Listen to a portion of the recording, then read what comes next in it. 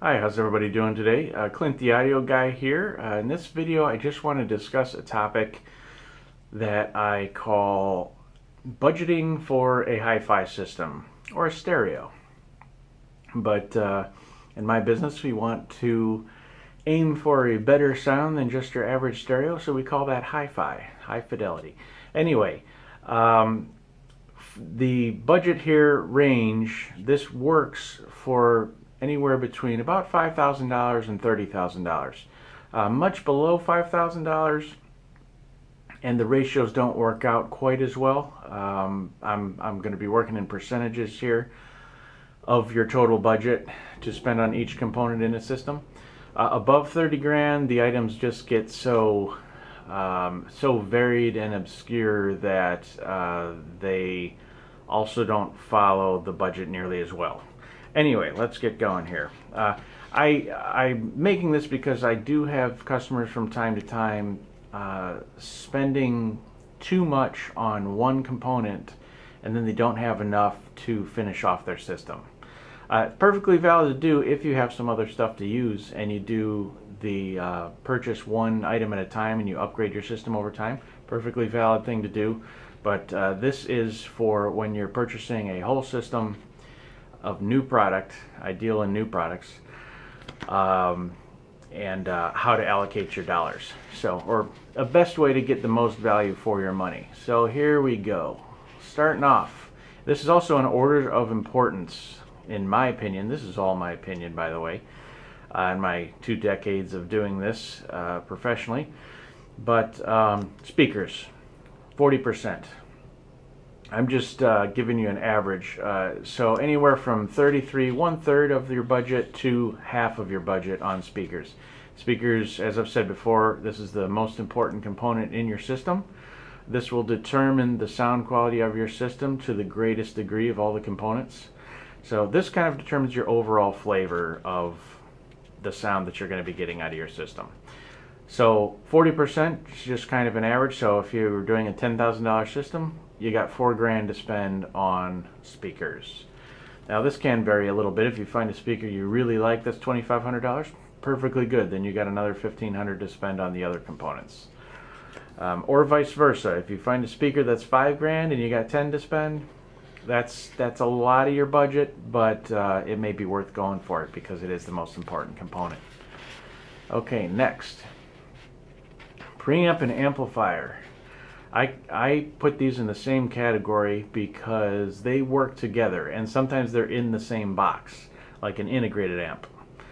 So if you have 10 grand to spend, you've got $3,000 for an integrated amp. A good option there would be a Parasound Halo Hint 6. It's a great amp for the money.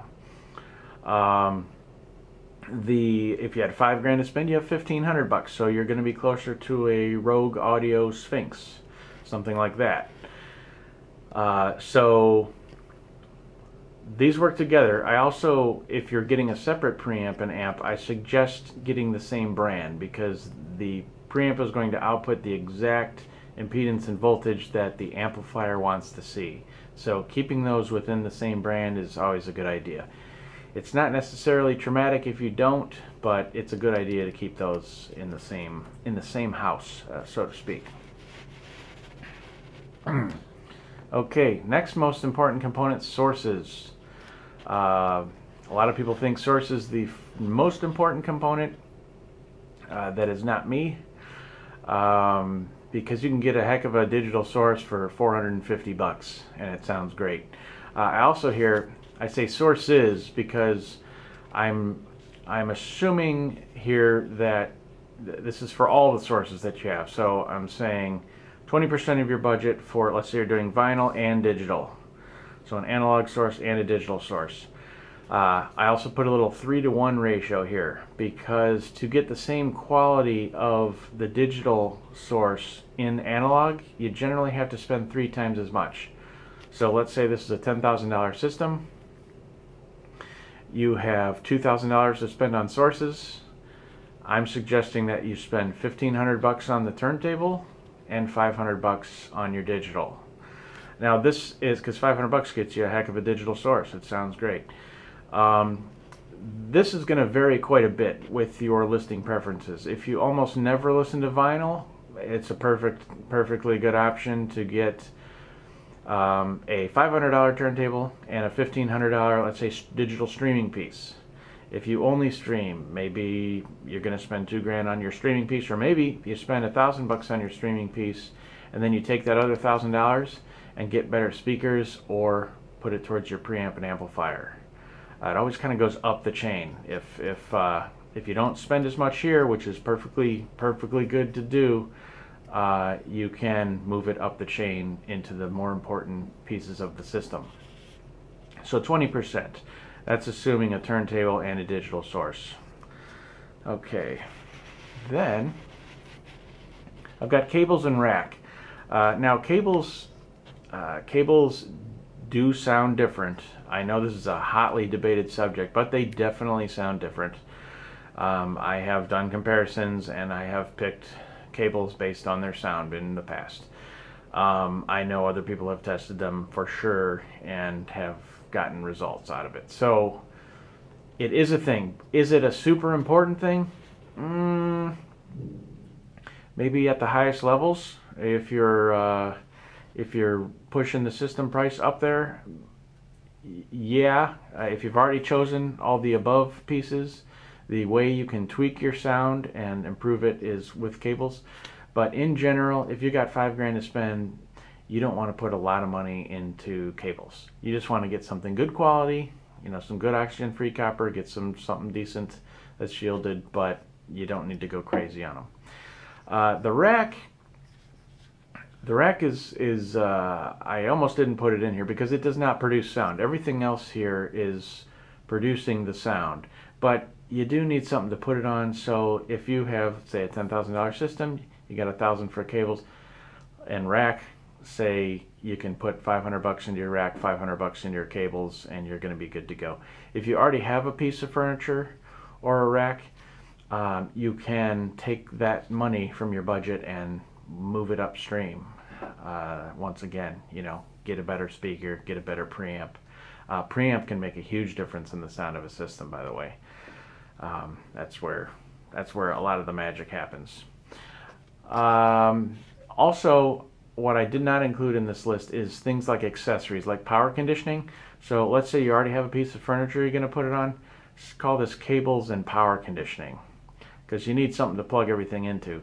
It does not produce the sound, but it will protect your investment on the other pieces of gear. And here we go. This one's key. Allow a 20% overspend if it gets you what you want. So if you have a $5,000 budget,